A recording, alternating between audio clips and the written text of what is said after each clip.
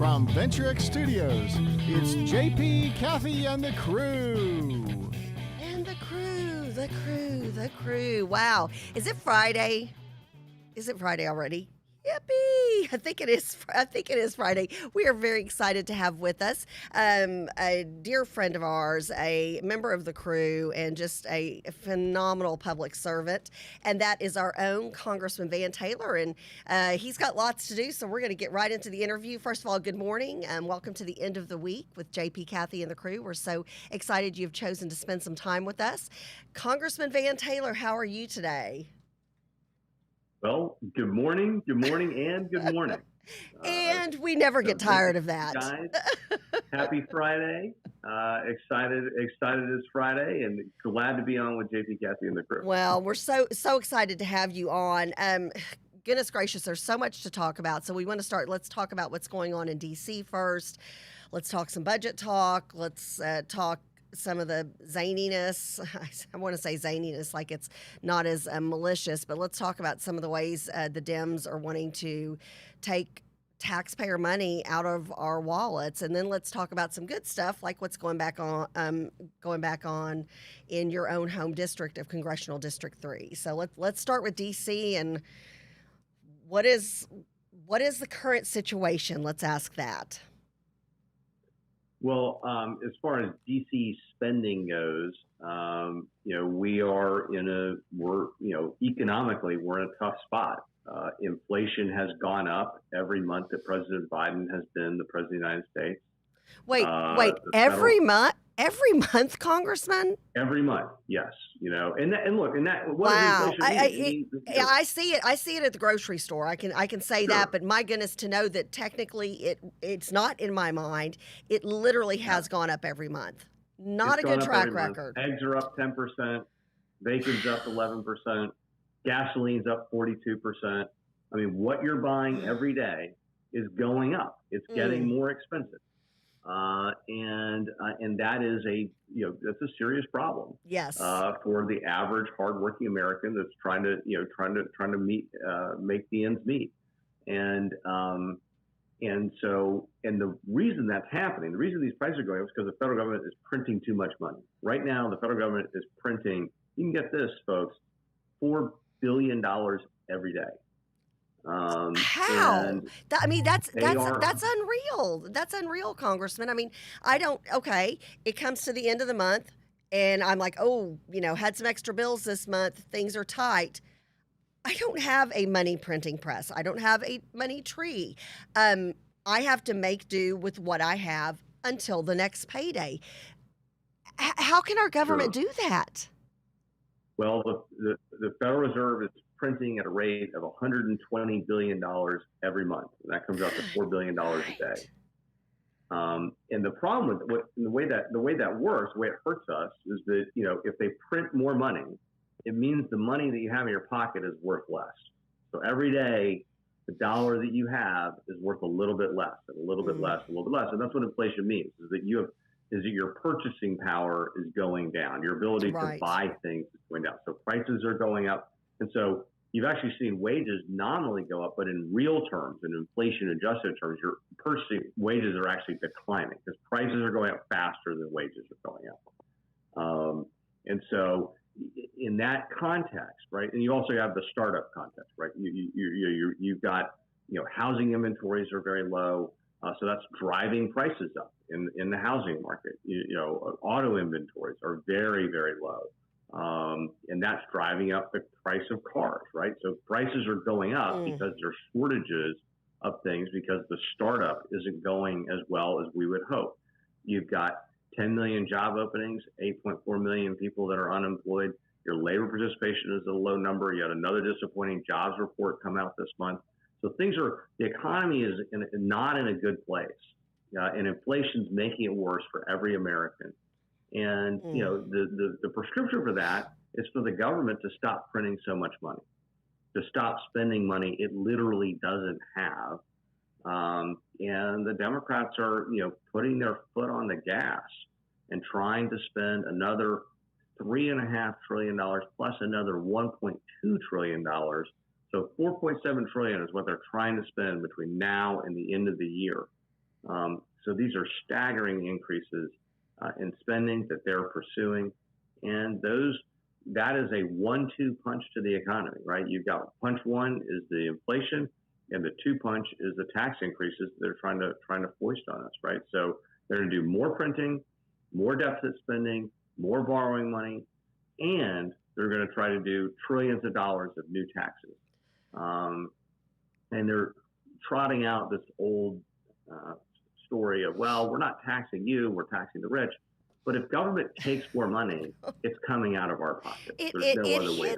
I mean, at the end of the day, Congressman, and this is just, some basic economy 101. It's basic economics 101. Everybody gets hit when grocery prices go up, and I'm thinking of older relatives in my family who are on an extremely fixed income. We're talking there is no extra money coming in. They've got what they've got, and they've got to make that last. Until their time on Earth is through.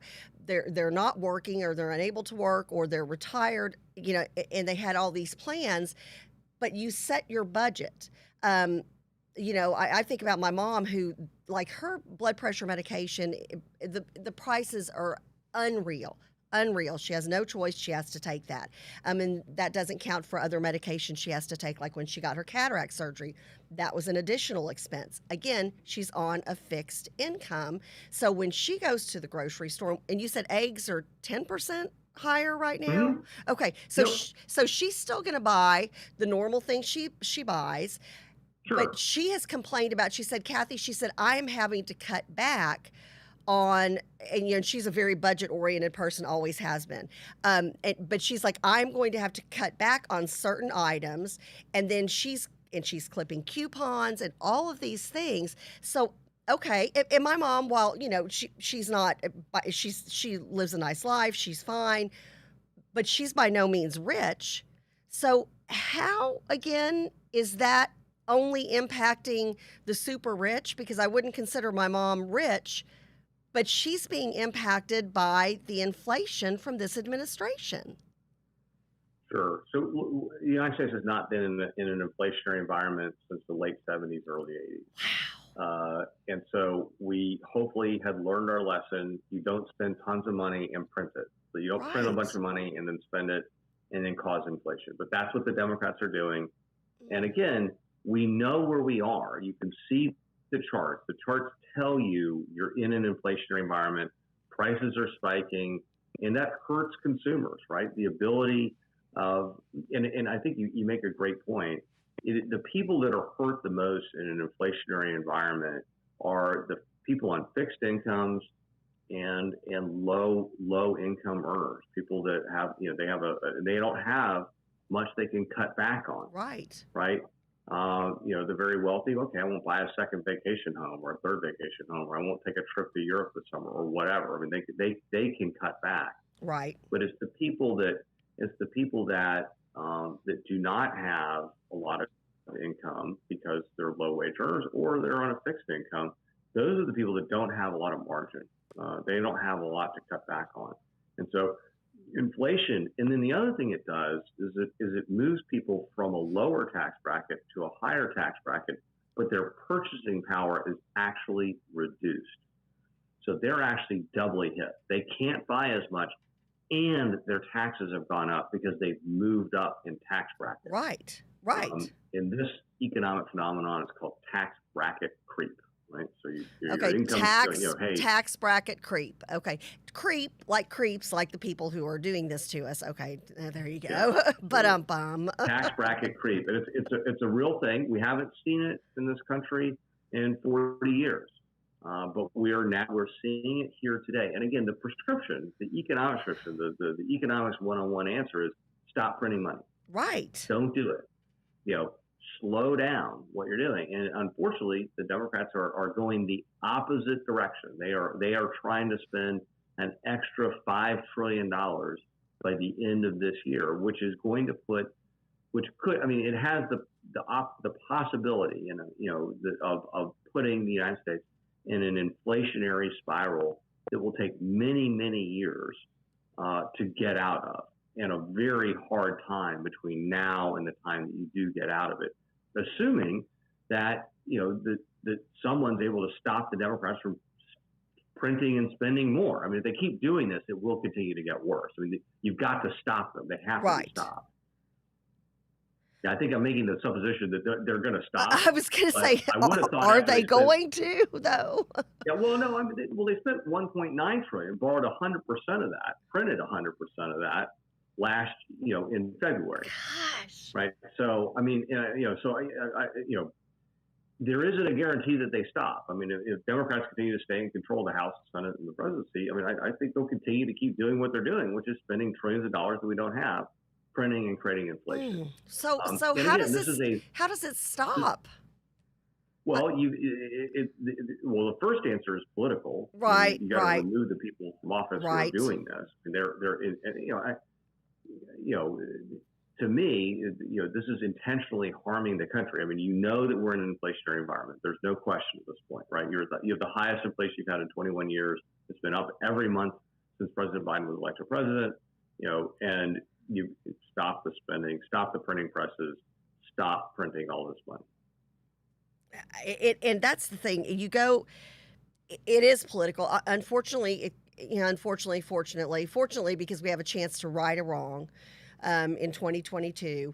But unfortunately, we are stuck with this in the meantime. And I don't understand. We are stuck with people who, when you have somebody go to serve in Congress, you would assume they've at least got basic knowledge of a budget, basic knowledge of tax and spend, my goodness, you would think, and again, the way our brilliant founding fathers designed the Constitution was congressional candidates or people who are currently in Congress like yourself.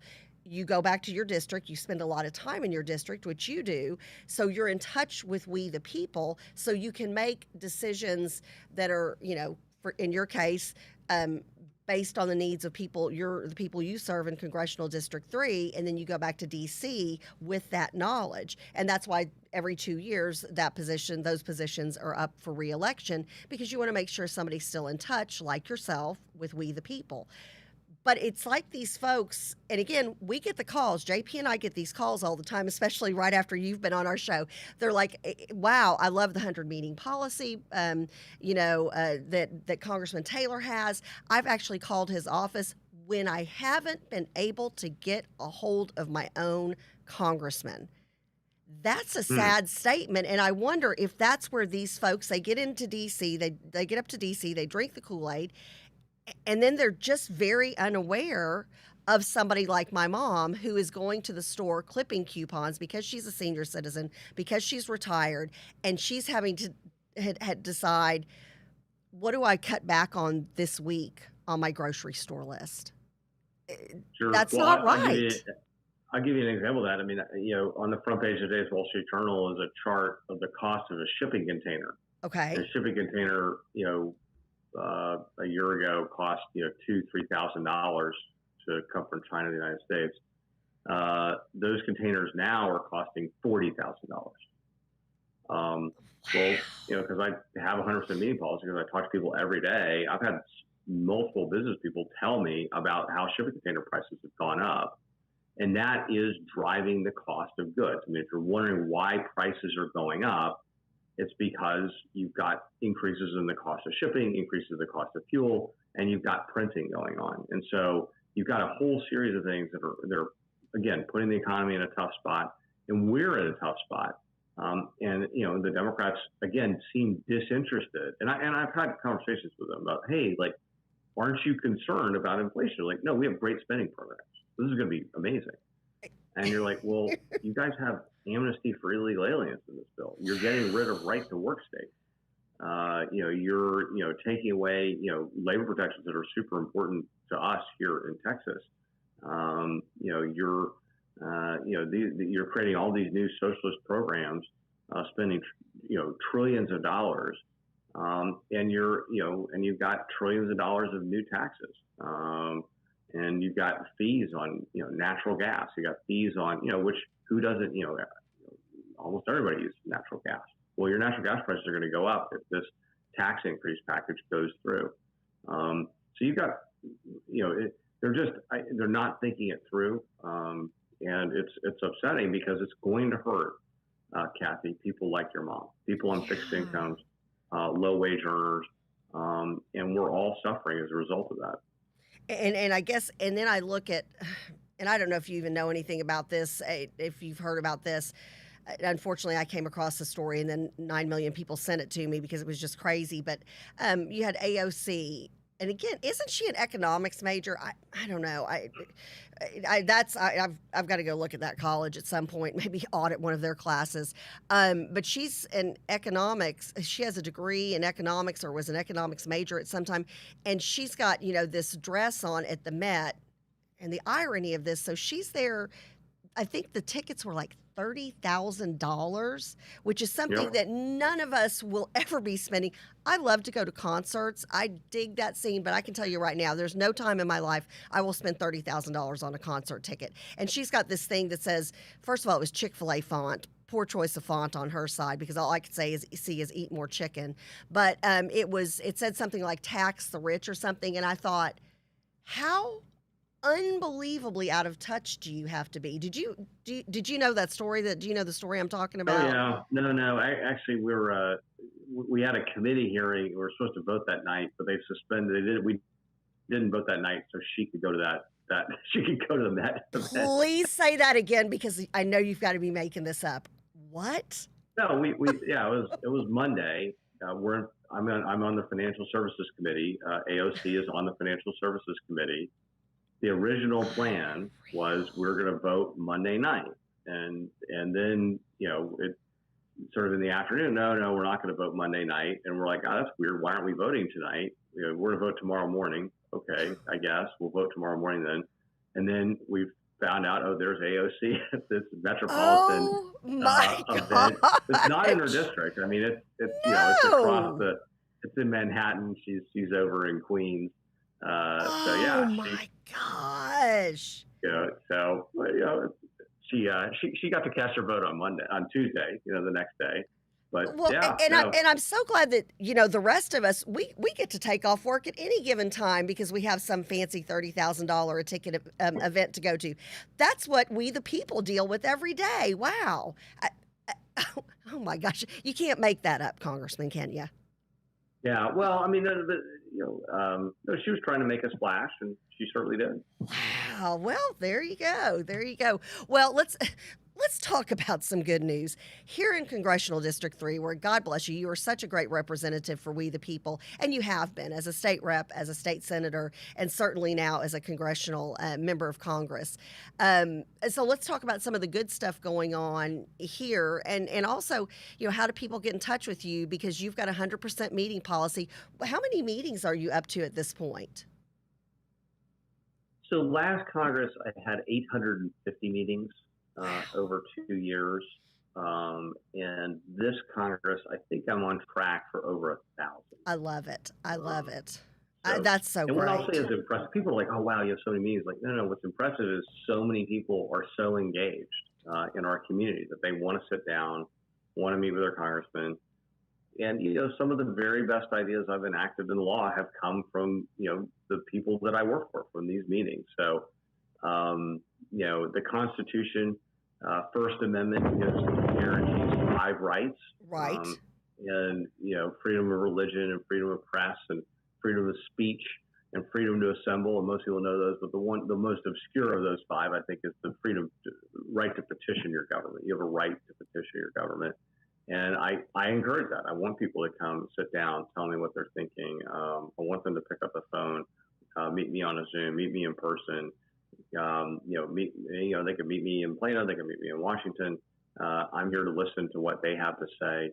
And I'm grateful for everybody that takes the time to do that. I think it really reflects, in my mind, a healthy democracy, a healthy district that people care enough to take the time to, and some people, hey, I wanted to just get your opinion on 4 things, or I wanted to share my opinion with you on 4 things, or there's this one thing that's really important to me, or I wanted to tell you about what my company does or what my charity does, or Right. I wanted to tell you about, my child's robotics competition. I mean, so there are a lot of really neat opportunities to meet with people and to hear all different kinds of perspectives. And it helps me to do a better job. I'm a better member of Congress. I do a better job representing our district by taking the time to meet with people and to listen to them. I love you've that. Got to listen if you get effectively. Well, and you do have to listen, but unfortunately, Congressman, you're one of the exceptions to the rule. You've got folks who are not listening. Like I said, there's so many people. And then I want to go over your press release about vaccine mandates real quick before we leave you today. But Sure. you're one of those that you're there, you're available. I was actually talking on the phone to one of your constituents the other day.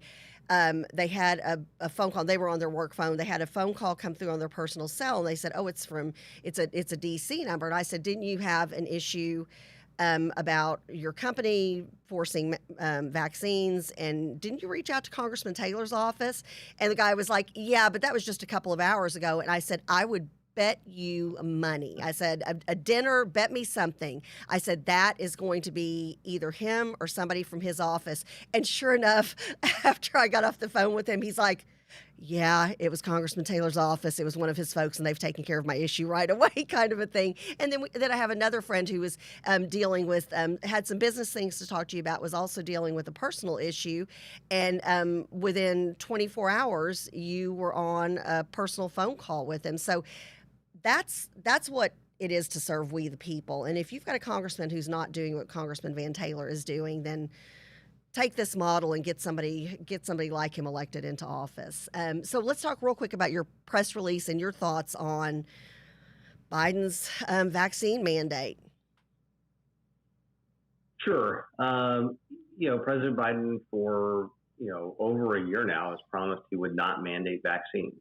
And there is no statutory authority, no constitutional authority. The President of the United States can't, walk down the street and order someone to, eat a sandwich or take their hat off. He doesn't have that power. He can't force people to do those things. Right. It's not in the Constitution. It's not in law. But he reversed himself. He'd said this for a long time, repeatedly.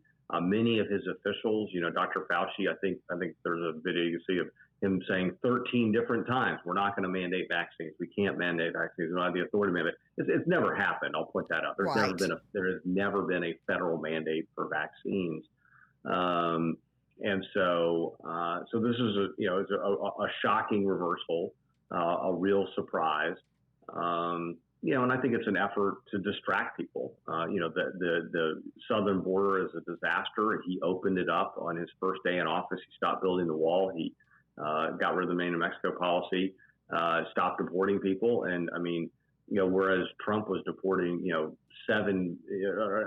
all but 7 people, he's letting tens of thousands of people in the country every single month. You've got real problems on our southern border. You've got, Afghanistan was a complete disaster. You still have Americans trapped there. We're still trying to get people out. Very, very, very problematic with that. And so then, President Biden turns around with this, unconstitutional, illegal vaccine mandate that he just doesn't have the authority to do. Right.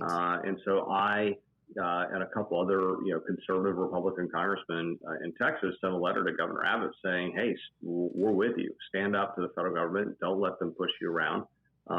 There's virtually no doubt in my mind the president doesn't have this authority, and that his efforts will be struck down in court.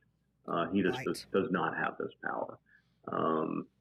And so, but President Biden has repeatedly tried to do things that he knew or said were unconstitutional or illegal, and he's tried to do it anyway in an effort to placate his far left fringe of his party that say, "Hey, we want you to do something. We don't care that you don't have the authority to do it. We don't care that it's not legal. We don't care that it's unconstitutional." And you saw that with the eviction moratorium, where he said, "I don't have the authority." It was struck down in court, and then he did it anyway, and then was struck down in court.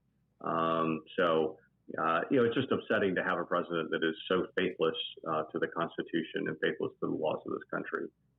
Yeah, and that's what you just shake your head because it is first of all pandering to a very small segment of the country because well, and you and I have talked about this on other shows. People who have come to me, because I was the victory co-chair with Angela Paxton for 2020, saying, I don't know who to apologize to, but I do want to say, boy, howdy, I'm really sorry that I didn't vote for President Trump. And I can't believe I cast my vote for Biden, and they've got voters' remorse. So I hope, and like we mentioned earlier, really the only way you can get rid of this inflation and this runaway spending and printing of money that we don't have. I mean, we're cashing checks we don't have. And that is to get out there and let your voice be heard in these midterm elections. So see who's with we the people, like Congressman Van Taylor, and support those folks. And then if somebody is not supporting we the people, and they're okay and they're signing off on whatever the Biden administration says to sign off on, get rid of them. Just get rid of them. You've got an election. That's where your voice can be heard. Yeah. Well, again, you've got. I'm very concerned about the economy, and I think that the Democrats are doing the exact opposite wrong thing, and they are. This new tax and spend package, the $5 trillion they're trying to spend before the end of the year. I mean, this is the exact opposite of what you need to be doing. You need to be cutting taxes, reducing spending, stop printing money, and they're raising taxes, increasing spending, and printing money. I mean, they're going the exact opposite direction of what Economics 101 tells you to do about inflation. And it's going to make it that much more painful. It's going to hurt more people over the next couple of years. And it's assuming we can stop them. It's going to be a hard time, a hard recession. It is normally what it takes, what is traditionally taken to get out of an inflationary period. Is a very hard, very brutal recession, and President Biden is leading in the wrong direction. Just like he led in the wrong direction on the border, led in the wrong direction in Afghanistan. He's leading in the wrong direction when it comes to taxes, spending, printing money that we don't have, and he's just leading in the wrong direction. Yeah, I couldn't agree with you more. Well, Congressman Taylor, thank you so much. We always love it when you're on the show. Thank you for your hard work. God bless you. God bless your family. Keep up the good work. Keep on trying to push back the powers of darkness. We, the people, are on your side. We appreciate you, and you have a great weekend, and we'll see you next week. Thank you, Kathy. Appreciate you. Take care. Bye-bye. All right, Congressman Van Taylor of Congressional District 3. We're very fortunate out here at Venture X in Frisco, where we are filming live right now. He's the congressman over this neck of the woods. And then I'm very fortunate that personally he is my congressman, and he does a great job representing us. If you have a congressman who is not accessible like Congressman Taylor, and I know we've got some folks. I know, hello, Elizabeth. She's pinging us from Arizona. I know we've got other folks who are from other congressional districts and from other states, which obviously would be another congressional district. Look and see, follow what your congressman is doing. See if you can sit down and have a one-on-one with your congressman, if you can have a Zoom call, if you can have a personal phone call. If you don't have that kind of access to your congressional member or your state rep or your state senator, something's gone horribly wrong, because those are the folks who, again, the founding fathers, at least for Congress, put into place. They had to live within the district. They have to go back and get reelected every 2 years. Those people should be accessible to you. Now, the good thing is, hopefully coming up in one of our congressional districts that does not have an accessible congressman like Congressman Van Taylor right now, we've got somebody who's already announced, who's already out there campaigning, a dear friend of ours, a friend of mine, he and his beautiful, beautiful new wife, newlyweds, members of the crew. Brad Namdar, how are you this morning, my friend? I'm doing well this morning. How are you? Awesome. It's great to have you back again. And thank you. And some of you remember we just had Brad was on when we had Lathan Watts and when we had Fred Nort on for a special 9/11 20-year remembrance, which I just still can't believe it's been. Episode. Yeah, it was really, really good. And we got some really nice comments on that. And there's some folks who are like, wait, where is he running for Congress? And one of the people was from like the Galveston area. And they're like, oh, I'm so voting for him. And I'm like, sorry. They're like, okay. And I'm like, you can send him money. Yeah. I mean, you know what? It's a humbling thing to hear when people say they're wanting to vote for you, even if they can't. Yeah. So to all the viewers that are watching, I'm humbled, and so should and are every other candidate, because you should be. You should be, because listen, I've been a donor too. Yeah. I've donated to a lot of different counties and stuff, and I'm not wealthy by any means. I'm like a $20 donor. But, sometimes it's expected. Yeah. So when I'm running, I'm just thankful for any support I get. And, Well, I mean, you came up like JP and I did from the grassroots perspective. You're out there, waving American flags on the street corners, marching for life, knocking on doors, making phone calls, doing all the stuff where you have to be. Yeah. Well, and also I think it's one of those things. I know when it came time when I became an elected official, having been part of the grassroots, and I was still part of the grassroots even as an elected official.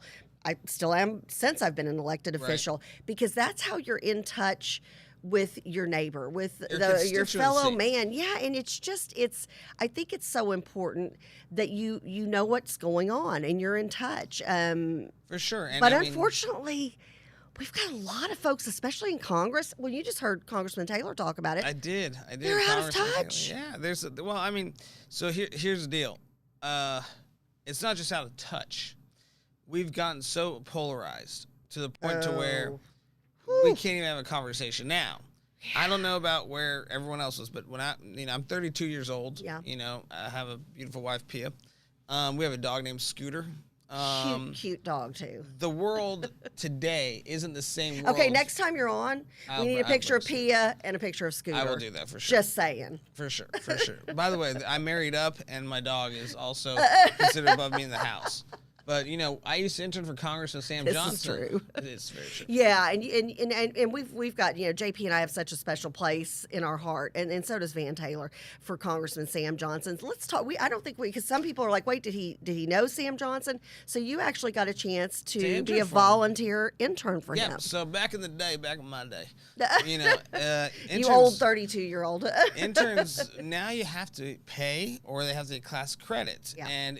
Again, back in my day, it would be, and some schools would enforce that, but you could just intern for free. You learn, and that's what you did, yeah. And so when Congressman Sam Johnson's internship came up through the SMU, we had like a portal, an intern portal where all the students could apply. I applied, but it's one of those applications where you're like, good luck, And I wasn't a poli-sci major; I was a journalism major. Right. And then, fortunately, they called me in, and I had a good interview, and they offered me the internship. Yeah. But what I learned, I met Susan Fisher. Yeah. That's how I met Susan. Hi, Susan. We love Susan. Yeah, she's been a mentor to you. She was a mentor to me. An amazing longtime Republican activist, and just amazing. She's an amazing servant to we the people. I call her the queen. But she's done so much. I mean, they named an award after her. I mean, come on. Yeah. So she was actually, I interned for her, and she was doing the USCIS district manager stuff. So I learned how Congressman's office worked, but at the same time, you grow up and you then, do one career. I was a public school teacher, coach, all this stuff, started my own small business. And then you realize that, okay, this is what the real world is like. When you have to pay taxes, you have responsibility, you have overhead. You can't just be YOLO. It changes. And now today where we are. YOLO, you only live once? Yeah, exactly. Like young people, YOLO. There's YOLO, FOMO, fear of missing out. That's right, FOMO. I know some stuff. That's extra. And my kids are like, Mom, stop talking. You get plus 5 points. Plus 5 for Gryffindor. There you go. But now I see it. I'm 32. I think Congress, we need to have more, let's put it this way, younger members of Congress who are closer to the age of the people who wrote the Constitution, who've earned their spurs, knows what they're talking about, and knows how to say, I don't know what I'm talking about. Someone tell me, because I need to learn. Right. Because in business and international trade and commerce, from whatever I've done, you can always tell when someone's BSing, or you can always tell if somebody's, their experience is valued. So we've got to start doing that as a party. I believe that is to empower our younger, candidates, develop them. And I think we're going to do a good job this cycle. I think, Congressman, Van Taylor's a great guy. Has Collin County. He, it's good to have him there. It's good to have a lot of our current Republicans who are going to win the majority. I think we need, when you look at Congress, first of all, as conservatives, we always value each individual on their merit. So you can be 95 and, hey, you're a rock star, you've got value, you're great, rock and roll. You've got somebody, they can be 28, 29, 30. And, at rock and roll, you've got male, female. It does not matter when you're running for Congress. You're right. You don't have to have been a poli-sci major. You can be an educator. You can be, any job out there. So I think when you go to pick the best candidate, you really need, I think, first of all, and this is what I like about you, Brad, and this is what I respect about Congressman Taylor. You either have a heart for service or you don't. Or you're all about the power, the perks, the money after you get out of office, or while you are in office for some of these folks. Founding fathers never intended for congressmen to get rich. Somehow you've got these folks who have made a lifetime career out of being a bajillionaire with it. Look, I don't want to say anything negative about anybody on any side of the aisle, because I don't need to point it out. There's time and place for me to do that. But you're right. There are people, and you're right. You don't have to be a lawyer to be a member of Congress. You don't have to be a PhD, high school. It don't matter who you are, as long as you're a good person, you want to serve, and you're willing to work with others. Yeah. And also getting people around you that are smarter than you. Yeah. My wife is smarter than me. Okay. We got a smart dog. I hang around smarter people so that I make better decisions in life. Well, and a good leader, this is one of those things that a good leader is somebody that knows they're not the brightest person in the room. They don't have the solution to everything. They are willing, and Congressman Taylor mentioned this earlier, you've got to be willing to listen. Absolutely. And if you're not willing to listen and hear what those needs are, then your people are missing out. Speaking of listening, did you know we have a border? Yeah, you wouldn't know from some of the folks who are in office who have ignored it. And let's talk about that. Let's because I think do we have some video clips today we can show? So y'all, Brad on his own dime, his own time, and risking a week safety. After my honeymoon. Yeah, I'm sure your wife was like, "Oh, we're back from the honeymoon." Wait, you're going where? But you felt like, and you and I had this conversation before you left, you said, Kathy, I've got to go down to the border. I've got to see this for myself. I need to be boots on the ground, or else I could be recommending solutions that wouldn't work. Well, here's the deal. Texas 32 is where I live. There's a congressman in there. His name's Colin Allred. He's right next door to Van Taylor, so that's how. I always say it's Pete Sessions' old seat. Yeah, so, and that's when people are like, "Who's Brad? What seat is Brad running for?" That's what I say, Pete Sessions' old seat. So I believe that in Texas, and I want everyone to know this. There's some things that are. It's not about Republican or Democrat. The border is a problem that hurts both sides of the aisle. It hurts everybody. So was appointed to go and work, for example, the U.S. Chamber, work, I volunteer. No paid. Right. U.S. Chamber to eradicate. Those U.S. Chamber meetings, that's on your own dime. Everything's any travel you do for that, any time you take for that, that's on your own dime. But my member of Congress, and I'm sure Congressman Van Taylor, who's on earlier, would agree with me, their job is to expect also the border, the federal issues. Especially if you're a Texas congressman, and you haven't visited the border. Yeah, and you don't know what's going on there. I will send them an invoice for my trip. I don't understand how you can't, how you don't go down there. Van Taylor's gone down there since back in his state rep days. I think at least state senate days. Because even state reps should go. If you represent Texas, if you're in Texas or Arizona, any of the border states, I feel like a job at some point, even if you feel like, I'm up in North Texas, it doesn't matter. It's the worst I'm sorry. thing to do. Or the fentanyl that came across the border, does that not? That's in our backyard. That's killing kids left and right. Just does one that? Issue. Yeah. I sex trafficking. Yeah, and I've unfortunately, have seen just not really strong policy on the board, but also I want to be on the onset. I am a candidate, and I am a Republican running on a platform. I will bring immigration reform because I didn't break this immigration system. Yeah. I was born into it. I inherited it. And let's talk about that and I think you mentioned this. And that's going to help with the border, with our right. barrier. I think you mentioned that on Friday that didn't you get back and forth across the border? Yep. Without a passport. A passport. Yep. So we walked through. Well, so that was at like 2 a.m, and there's a clip up. We're going to show you guys about that too.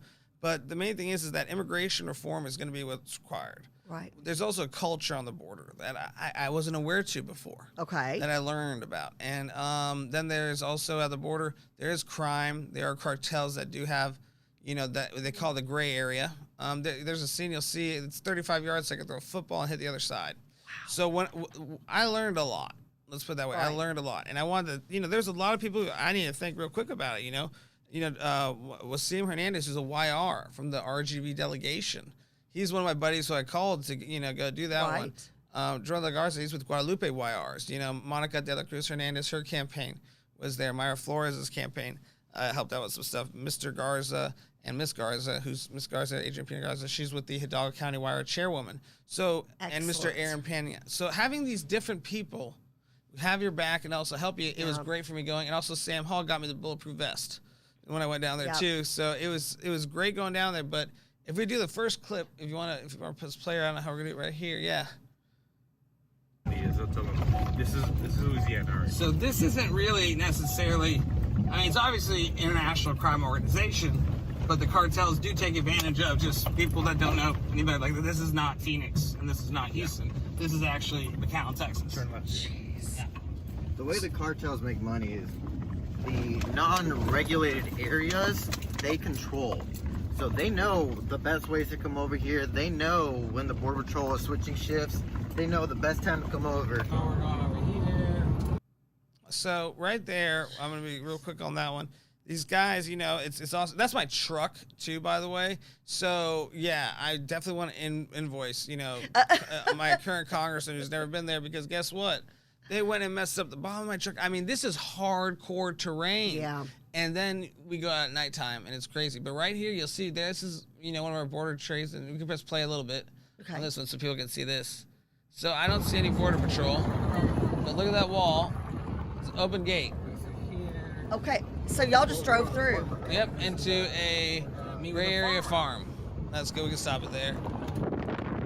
What? And so what? So the way it's supposed to be designed, because I don't understand barriers. When they were telling me about this, so the way it was supposed to be designed, and this shows that how broken it is. This is McAllen, Texas, guys. So when you hear about Starr County, you hear about all these other areas that we have in Texas. This is just one port of entry. Now there was supposed to be designed with 2 walls, right? And this is supposed to be no man's land. Now that doesn't make sense to me when the Rio Grande is technically the border. So, but if you want to fast forward to the other part, because there's this one part that when you're down there, you kind of realize, okay, you know what the problem is. And that's it, right there. Yeah. So this is me on the border, and you can see right there, see the water? That's the Rio Grande. You kind of in the, like in the bushes and everything? I call it the brush. The brush. They're laughing because they thought it'd fall in. And then now we gotta just get it done. Fuck. That's Mexico. Here? Okay, and if you go forward through that brush, you're I'm in Mexico. You're in See that Mexico. water? Yeah. Illegal migration? Well, that's why the wall is right there. They can come here on the American side, but they can't go any further than where that wall is. So, very educational. Very educational. So, let me ask you this. Subject matter jurisdiction, then. If this is private property, U.S. farm, land, this is this guy's property, correct? So eminent domain would have to go into effect to put a wall on it, right? Mm-hmm. Okay. All right, I just want to make sure. So if someone didn't want eminent domain, then they could leave the wall open, right? On this creek. Okay. So technically, if I own this farm, I can say I don't want a wall. Mm-hmm. Okay. But that's because that's your property here in America. and that's, well, at that moment, by the way, that vest weighed like 45 pounds. I was going to say, yeah, how heavy is And that? But you got to be safe. Here's the deal. Private property is private property. Yep. But my point is that if we're worried about people coming over, if we're worried about and we want to actually tackle human trafficking, fentanyl, and these issues, I don't know where everyone else is raised, but in Texas, we don't take kindly to certain things. Now, if that requires a barrier or even some sort of, drone, because I've talked to other members of Congress, we do need our farmers, and I know Sid Miller, they need access to the Rio Grande for, water. Right, and we get that, right. And that makes complete sense. But not for 40 miles or something like that. It was. I mean, I could throw a football and hit the other side. I mean, I saw a guy in a float, fishing. Right. And then at nighttime, it was more, it was very interesting how they were processing people, but they were moving people. But these are not bad people. Some of them are good, honest people, but they need asylum cases. We got to process them on the other side. We also got to protect them. But if you're not down there, you Brad, don't know, and you don't, and you're not addressing the issues, and you're ignorant to the issues, which there is no reason. There is just, again, you're a private citizen. Took your own truck. Borrowed a vest from a friend, went with some folks who knew what was up. Now obviously you've got some connections through your years of grassroots work in Texas, which is good. But especially if you're an elected official, if anybody wants to go to the border, the taxpayers are going to pay for. The taxpayers are paying for that trip, which again I don't have a problem with because that's homework you have got to do. Right. You've got to keep us safe. And I was trying to pull it up. Somebody told me, and I have not seen the image yet. You might know about this. A car seat that was found with like a 2-year-old just the other day. Yeah. Right across the border. Now, thankfully, I believe the 2-year-old's okay. Yep. Thank the good Lord. But what is this? Because and we could go to the next clip too if we want to. The problem is that this policy. That was superseding these issues, right? That said that, this is a almost open door policy. Right. My opponent has already, look, you can't say you're compassionate and say, we want everyone in. You know what? If I want everyone in the United States of America and everybody's getting along, we're all going to love everybody. Okay, great. But there's a process and policies and procedures. We have to follow law and order.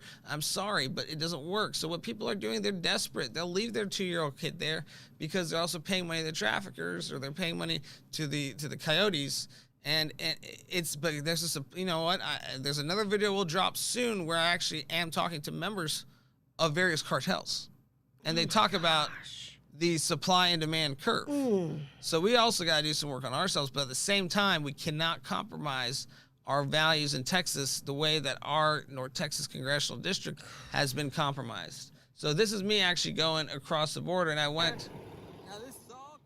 Yeah, so we're in Mexico now. I'm in line with migrants. So the migrants that were crossing and the illegal immigrants that we had, they don't have one bag. This is like 1:10 in the morning right now, and we have had an increase, but we've been here for about roughly 20 minutes, and we've moved about 6 feet. And we're in line. It's like really late. And I'm in line with right now the guys across the border and the gals across the border. They brought the drug dogs out to sniff all the luggage. I don't have my passport.